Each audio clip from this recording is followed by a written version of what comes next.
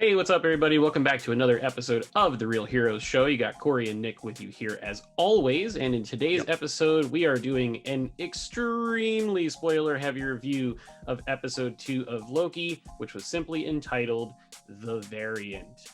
One more time, major spoiler warning. If you haven't seen this or the first episode, go check them out on Disney+, then come back and see us. Nick, how are you doing today, you super sleuth you? Ooh. Little tricky today. Yeah. When I call Nick a super sleuth, what I mean is that Nick found something. I did. In the end credits of this episode about a certain someone that shows up at the end of this episode. And you're going to have to stick through to the end of this episode to find out what we're talking about. Oh, yeah. So before we dive into all those juicy plot points and detective work and all that, Nick, just in general, we haven't really spoken much about our thoughts. What'd you think about this one? Like, dislike? Very much liked. Very much. You know, again, we said last week, episode 1 set the bar. I think we both said about an 8 out of 10. I definitely think this episode has picked up that pace. As we kind of suspected it would. Already sitting the bar at an 8. It's got to go uphill if this series is going to really take off and meet a lot of people's expectations. And I think so far, from a second step, it's hitting point. It's hitting on point.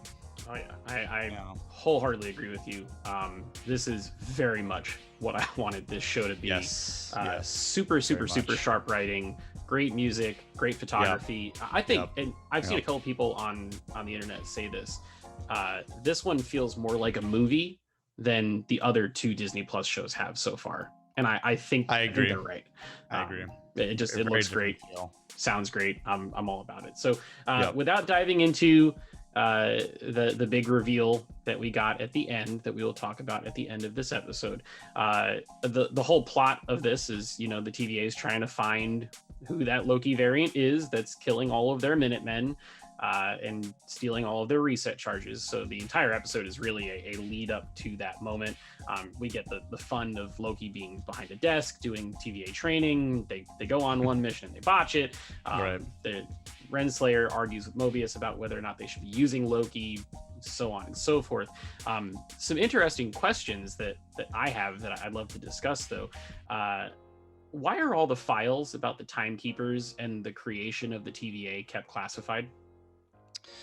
Yeah, I thought that was pretty interesting. There's a lot of mystery behind the timekeepers, and sure, you could learn a little bit about them if you do some quick Googles about the Marvel comics. But even then, there really isn't a lot from the comics themselves, from what I was able to find. And I think, again, everything's not always going to line up 100% in the transition from comic books to MCU. There's going to be a lot that will be a little similar. A lot of people were like, were asking me, like, are the timekeepers actually real? Like, were they in the comics? And I was like, yeah, they are actually from like the 1970s. So it is a real thing.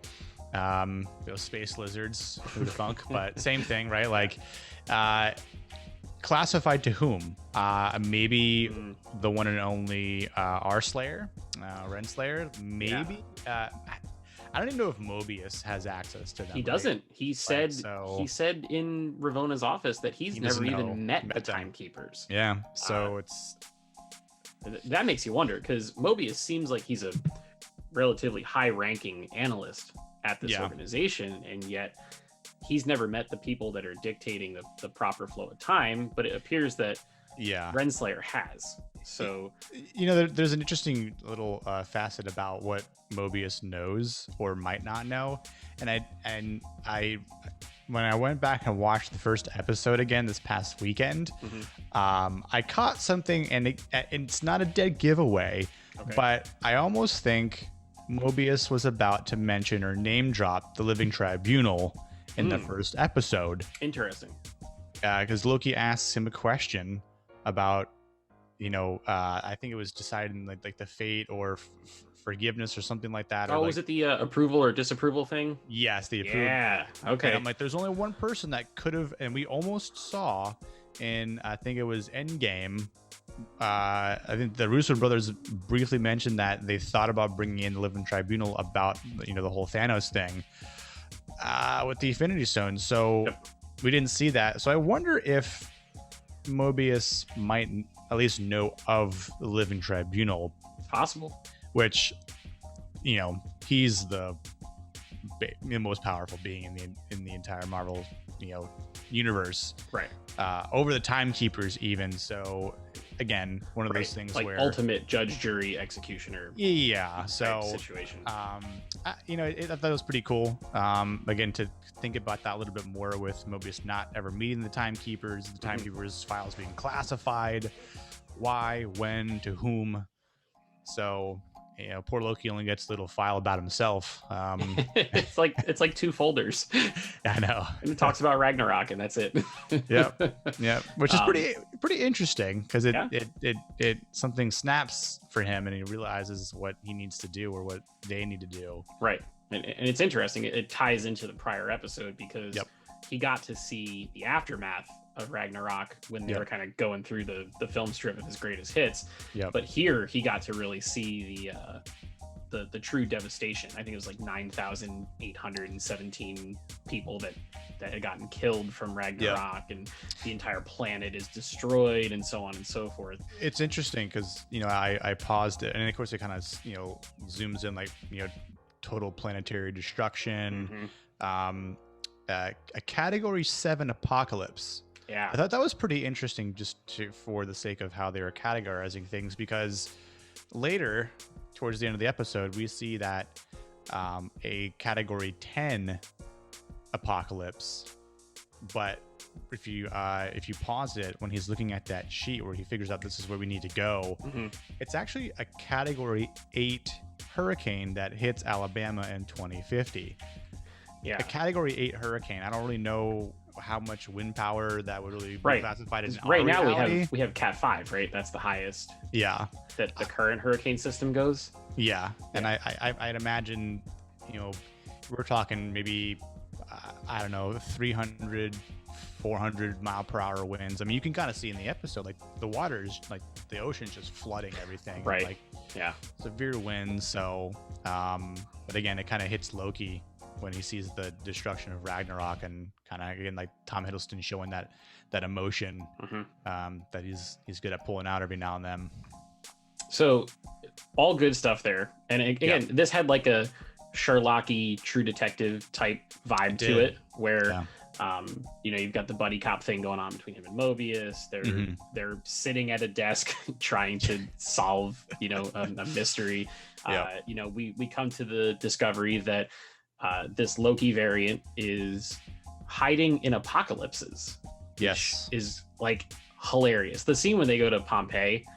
And Loki gives this ridiculous like soliloquy in Latin to them, and he just unleashes chaos, which is great because you finally got to see like God of Mischief. Like he's being more mischievous than he is just like a murderer. Right. But it turns out that even if he does those things, it has no effect on the branch whatsoever, because that volcano is erupting. Those people are going to die. And that's the end of it, which makes an apocalypse a perfect hiding spot for this Loki variant, which turns out they are rather smart, which I think is pretty cool. There's a huge emphasis again. This is 2 episodes in a row now that Nexus event, that term gets used, right? Yes. I think that's very deliberate. It's all on purpose. Marvel doesn't do anything by accident. They had that big Nexus commercial in one of the commercials in WandaVision. It was plastered all over the screen. We know from the comics that the Scarlet Witch is a Nexus being, which means that there are not variants of the Scarlet Witch. She is the one Scarlet Witch, and she can travel through multiverses and all that. So that's interesting. It just feels like they're laying that little bit of groundwork for Multiverse of Madness, which is awesome. They established the rules of time travel a little more, which I thought was really good. Like the fact that they can't just travel through time to right before the Nexus event happens, because the branch is fresh, it needs pruning and all that. Like I thought that was all extremely well done. And Michael Waldron did an interview where he talked about when he was with his writer's room, that the time travel stuff has to be as literally airtight as possible. And the reason that he cited for that was the nerds are going to tear this apart week by week. Oh, absolutely. Needs to be perfect, right? Absolutely. And it kind of feels like that's some of his maybe Rick and Morty PTSD coming through, because that show deals with time travel and multiverses and multiple versions of yourself and existentialism and all that. So really great stuff there. At the Mobius and Loki buddy dynamic, I have to ask you, do you think that Mobius will ride a jet ski before this season is over? He has to. He has to. If he doesn't, then I'll be very disappointed for his character. Yeah, me too. For a brief moment in the 1990s, just form and function were one.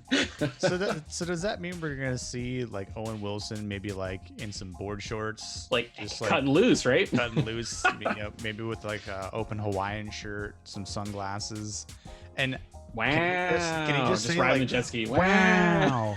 Like he has to do that. Just once. You don't need to overemphasize it. Just one time. Yeah. He has to say it. He has to be on a jet ski.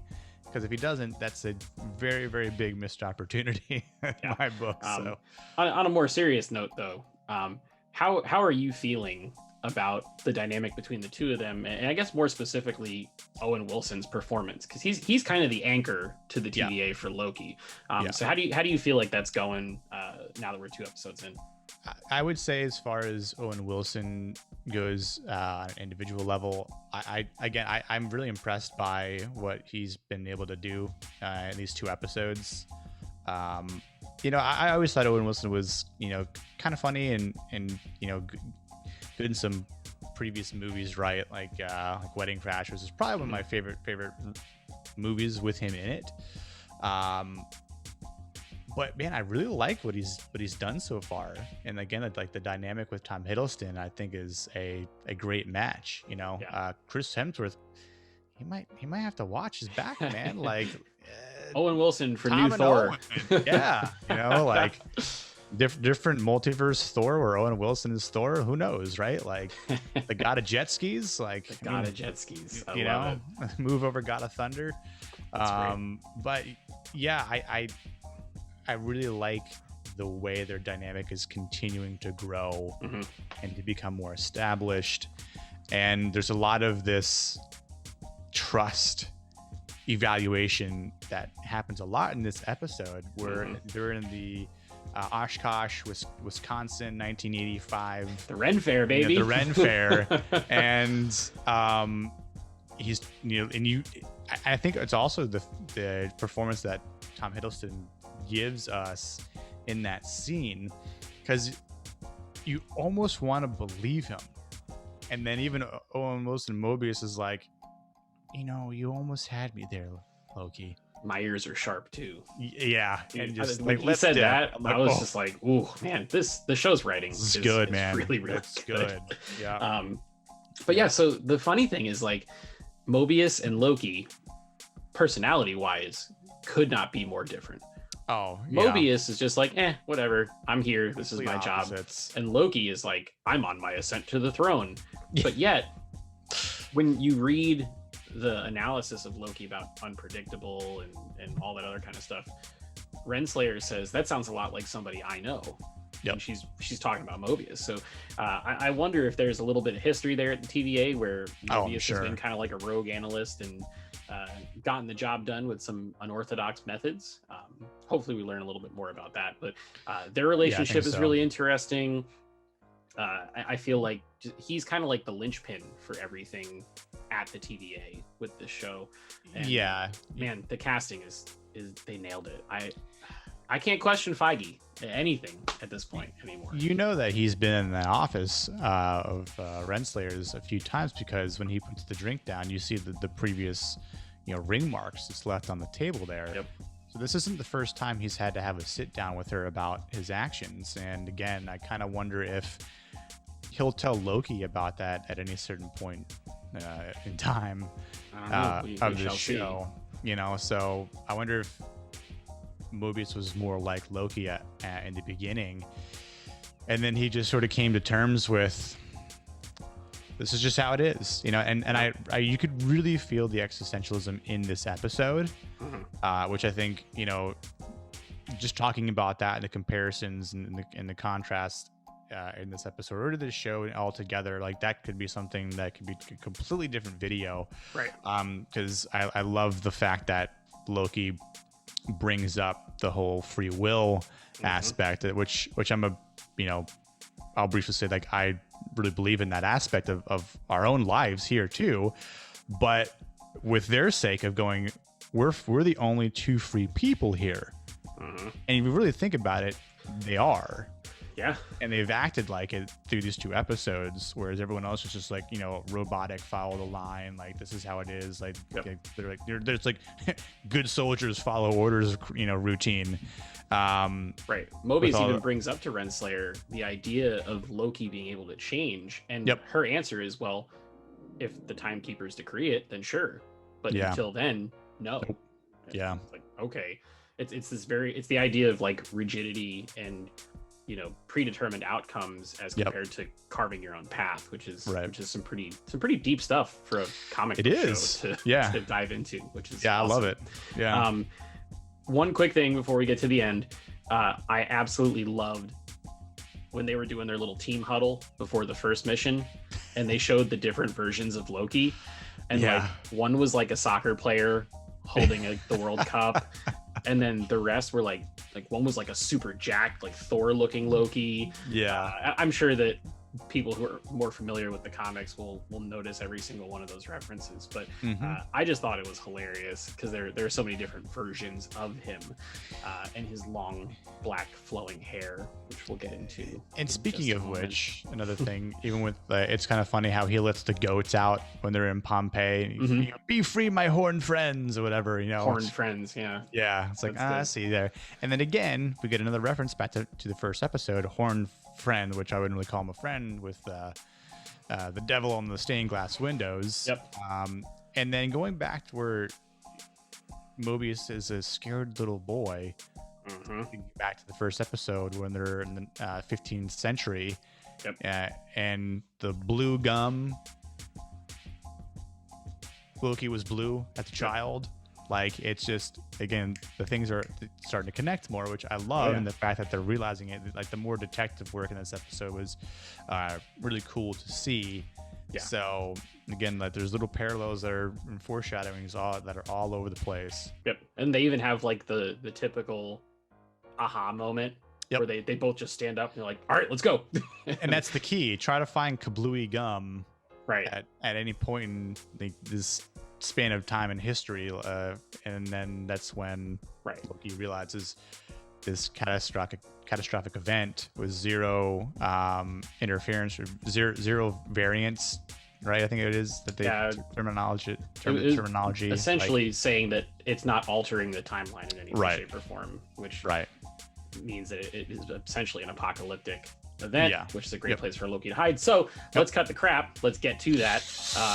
We've been making people wait for this entire episode to get to it. So we have to travel to the year 2050, which I thought was funny because it's 1 year off from 2049. And almost every member of the creative team has said that Blade Runner is one of their influences for this show. So I thought that was cute. And then they're off to a supermarket called Roxcart, which has a very neon look to it. And the Loki variant is there, but the Loki variant does not reveal itself. It is instead mind controlling regular old customers. And Loki has a bunch of fun conversations with people that all look very different from each other, yet are all conveying the same message that this variant is wanting to send.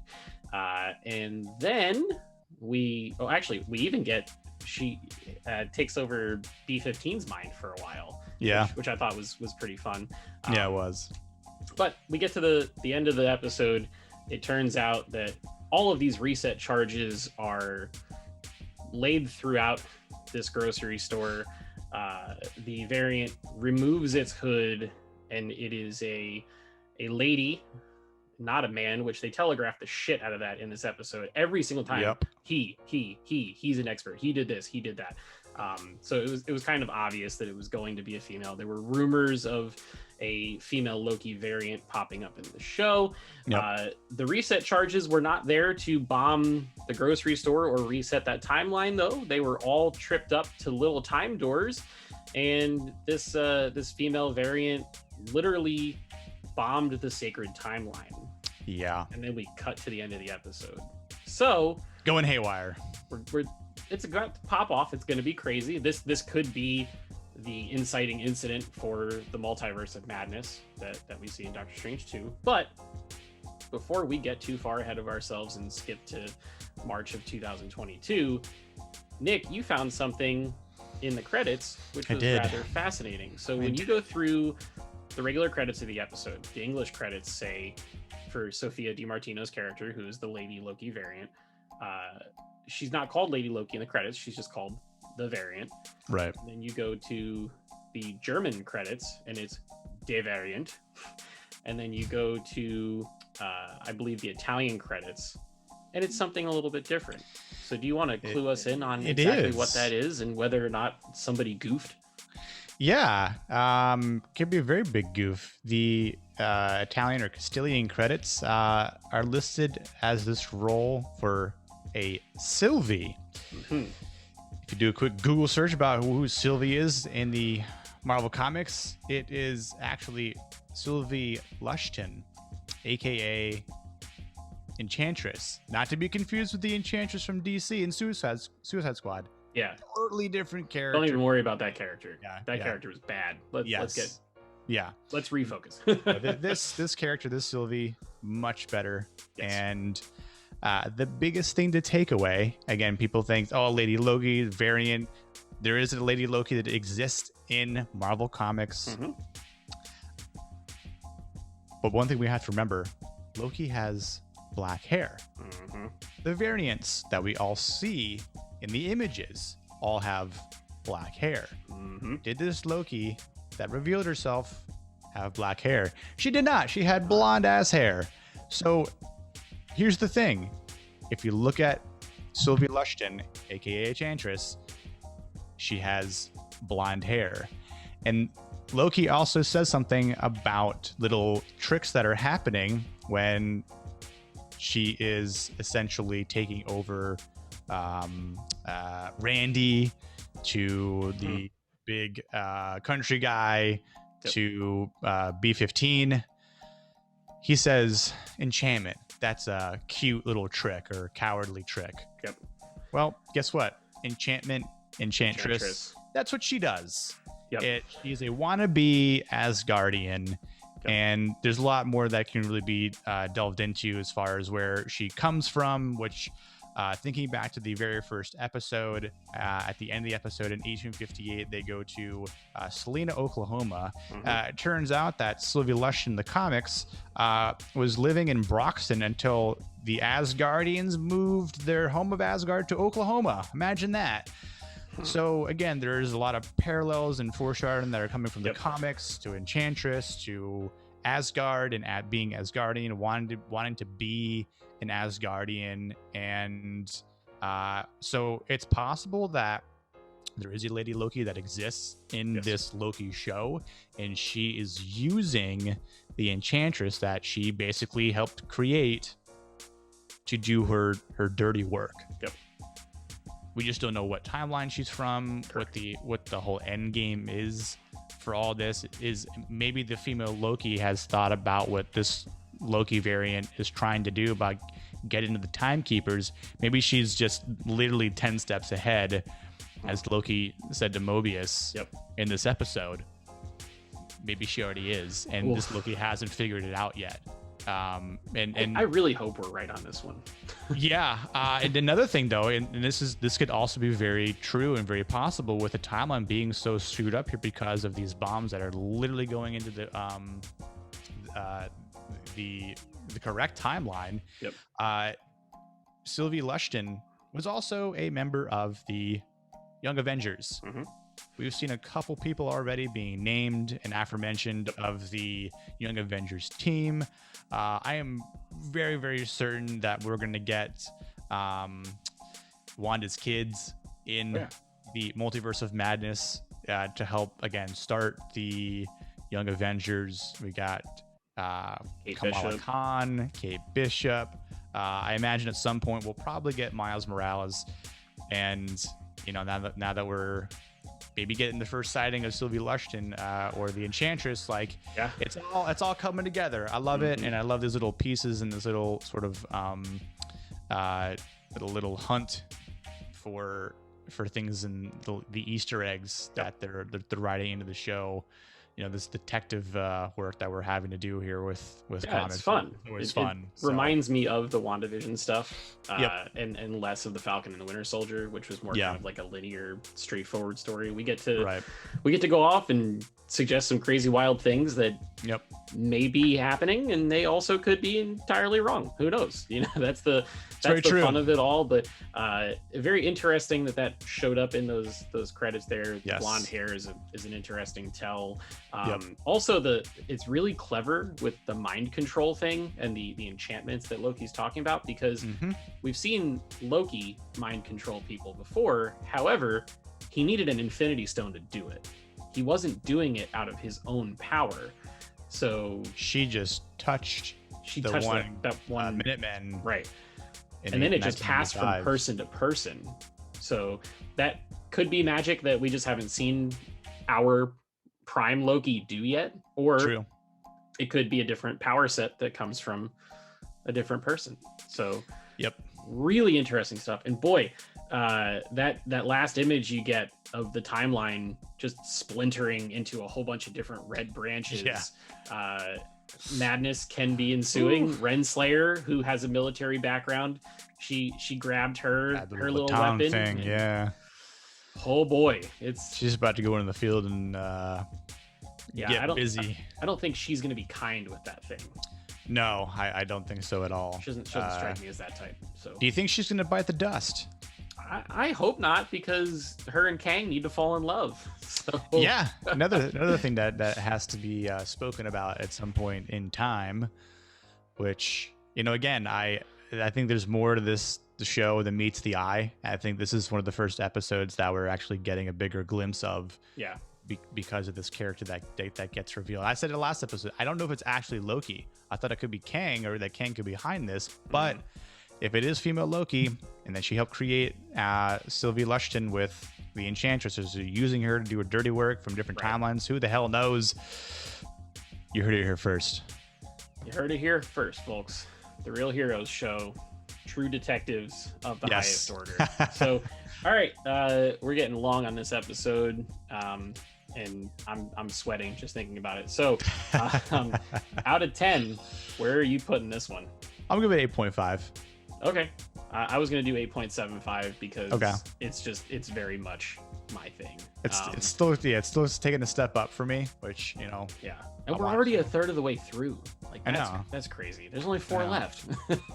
I want more of it, but there are rumors that this is a show that could potentially have a second season. So that would be pretty excellent if they went that route. But it does appear that Marvel is setting up some things that have some major ramifications on the entire cinematic universe, which you truly love to see, and we would love to hear from you guys. So if you want to leave us a comment below, let us know what you thought about this episode. Let us know if you think this theory that we've discovered is complete crap, or if you think we're onto something. Whether you think we're right or wrong, we still want to hear from you. So drop us a line in those comments and let us know. If you'd like to support the channel, go ahead and click that like button. Go ahead and subscribe to the channel if you are new here, and turn on your notifications so that way you never miss any new content from us. We will have some more videos coming this week. Bad Batch review on Friday, and looks to be a great episode. So until next time, we'll see you guys in the next video. Peace.